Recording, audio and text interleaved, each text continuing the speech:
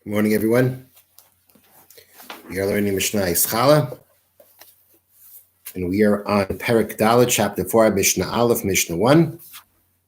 And I'd like to dedicate this morning's learning in memory of my mother, Mrs. Shalamis Rabinowitz, Shalamis Bas Rav Yaakov Eliezer.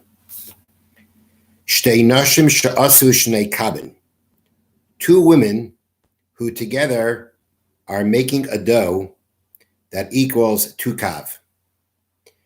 Now, the case of the Mishnah is meant to be where each woman is together. What they're making together would create a dough that would have the obligation of challah.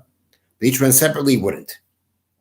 So when the Mishnah says they made 2 kavin, it means between themselves they made a kav, which totals 2 kavin, which would be the amount necessary for an obligation for challah. The 1 kav on each kav by itself would not be enough for an obligation of challah, but 2 would. Now, they may sound a little bit funny because of the fact that we've been saying until now, the minimum amount of flour, that a dough made from that would have an obligation for challah is 1 1/4 kav, not 2 kav. But that was actually previously an argument between Beis Shammai and Beis Hillel.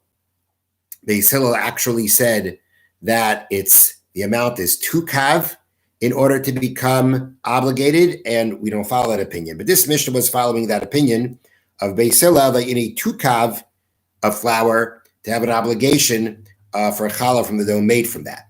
But the point is that each one by themselves does not have an amount for the obligation of challah, together it would. The nogu zeh bazeh, and they touched each other. Now, we, in an earlier Mishnah, had a similar situation where one person had 2 doughs. Each dough was not the amount each dough would not have on its own the amount for an obligation of challah. But there was again an argument in the Mishnah that if we put them together, we combine them together, that now it becomes the amount. And the question was, what do you need for them? What do you need when they're together, when they're touching each other? What do you need to be considered combined? One opinion was they'd have to be so stuck together that if you separate one from the other, part of the one that was separated is going to stay behind, stuck to the one that you left behind. So you're going to tear them apart in a way that part of the one that you took away will stay behind with the one that you left. That was one opinion. Another opinion was that if it's in the same basket and they're touching each other, just touching, that would also be enough. So the Mishnah is not getting into that. It just says, "V'nagu zeh bazeh," and they touched each other. Whatever touching means, whatever opinion you follow, whatever kind of touching rather would make these 2 doughs into one. But the case here, though, is the doughs belong to 2 people. That's the point. There are 2 women here, and 1 kav belongs to each. So even though they're touching each other, and even if from the same type, they're both the same type of flour, made from the same type of grain, they're both wheat, let's say, Pturin. Nonetheless, they will remain exempt from an obligation of separating challah. And the reason is because these 2 women want their doughs to be separate. They don't want to mix it. They don't want them to be together. I have my dough, you have your dough, and that's what's going to be. We're going to have our own doughs. So therefore, even though they're connected with each other, it's not going to help to make them into one unit to create one obligation. The commentaries speak out that our case in the Mishnah sounds like each one has their dough and it's touching. What if they actually, contribute? They both bring their flour, they mix their flour together, and they knead the dough together. That too is not going to help you because at the end of the day, they're planning on breaking it up and baking each one separately. Because again, one belongs to one belongs to the other. And therefore, since they don't want it to remain together, when they touch, they'll become one unit to create the obligation for challah. However, if they both belong to one woman, min b'minoi, if they are going to be from the same type, chayiv, then they will combine together to make an obligation. But if they're 2 different types, like one is flour, one is barley, pater, then it will be exempt. So when we have, both those belong to one person, then already we don't have the issue of, well, it belongs to 2 separate people. It belongs to one person. However, the only time the touching, whatever that touching may be, is going to, even by one person, be considered a combination to create an amount of dough for an obligation for challah is only if both are from the same type. When they're both from the same type, then we say a person who has two doughs that are the same type doesn't care if they touch each other. However, if we're talking about there are different types, one is wheat and one is flour. Oh, I'm sorry, one is wheat and one is barley. So even though they belong to the same person, typically they don't want them touching each other. And since the person, the owner of both doughs, doesn't want them touching each other, when they do touch, they're not considered as one. Now, one thing that the commentaries do point out here is that, okay, we're actually, as we said, the case of the Mishnah is where we're talking about two doughs. So when you have two doughs, each one of different types, so then we say touching isn't going to help. However, previously we learned that if, let's say, I don't know if we spoke it out previously, but this came up in the first Mishnah, that if, let's say, the first Mishnah says doughs of different types, different species cannot combine together. Ratinur brings from the Talmud Yerushalmi that says, but if, let's say, you combine the flours together. The first Mishnah says the 5 species, wheat, barley, oat, spelt, rye, those are the grains from which a dough made from them will have an obligation for challah. Other species not. Now, when the wheat and barley cannot combine together, the Mishnah says, 2 different species, they cannot combine together. However, if, let's say, you take wheat flour and barley flour and mix them together to make, and you have 1 1/4 kav to make a dough from it, then even though they're different species, they will combine together. The only time we say different species won't combine together is if they're already both, you have separate doughs, then we say even the owner of both wouldn't have them touching.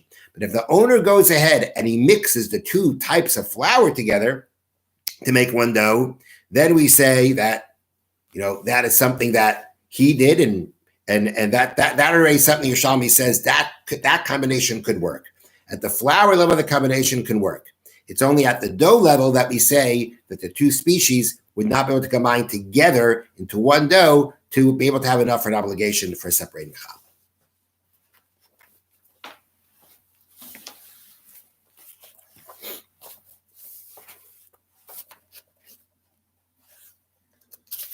So we are continuing in the laws of Lashon Harah, Klal Yud, chapter 10, Sif Yud Aleph, paragraph 11.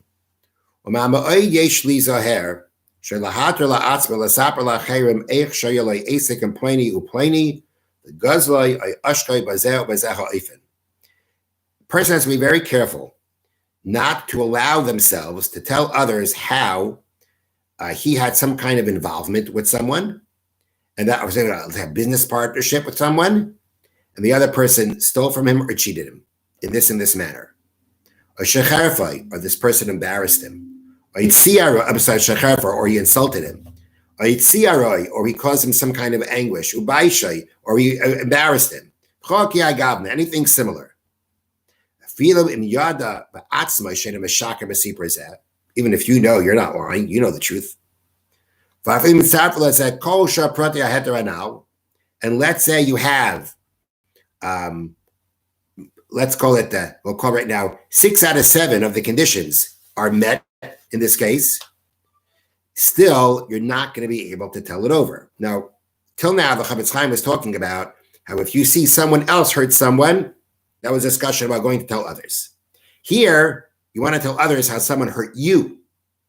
There, you're going to be missing one very important condition.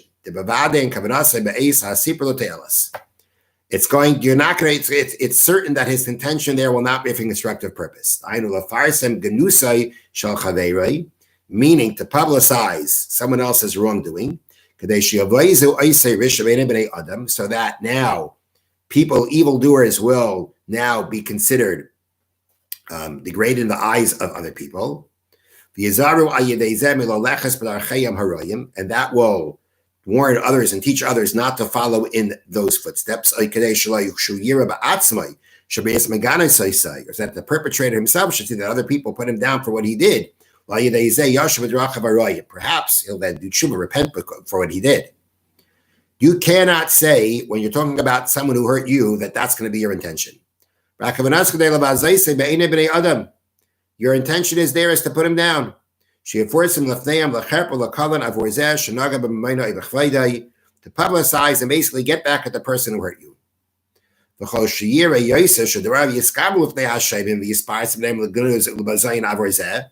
And actually, the more he sees people accepting what he says about the person who hurt him, he'll be even happier. His happiness will increase by how much people believe him. So the point is, and this may be coming to mind as I'm reading this, but the Chavetz Chaim right now is being specific about what kind of constructive purpose. Until now, the constructive purpose when talking about how someone else hurt a third party was, again, either what's mentioned here, to put down these kind of actions in other people's eyes so they shouldn't learn from them. You're trying to stand up for the truth, and people should be able to hear the truth and see the truth and learn what the truth is, in the sense of making sure they don't act like that. That's going to be impossible to do it for that purpose if you're personally involved, if you're the one that was hurt. It's just not going to happen. That there's not going to get mixed in your own personal vendetta. Therefore, that's not going to work in this case. Not going to work. What about in a case where, you are going to other people to get help? He stole from you. Now you went to other people to help you get it back. That will be discussed. But right now, the discussion is about what we said before, when that you'd be allowed to tell others about what one person did to another person. And even if you wouldn't be able to help the victim, but you're just trying to let people know about these wrongful acts so they don't do it themselves, that will not be possible when you are the one who is the victim. Have a wonderful day and a wonderful Shabbos.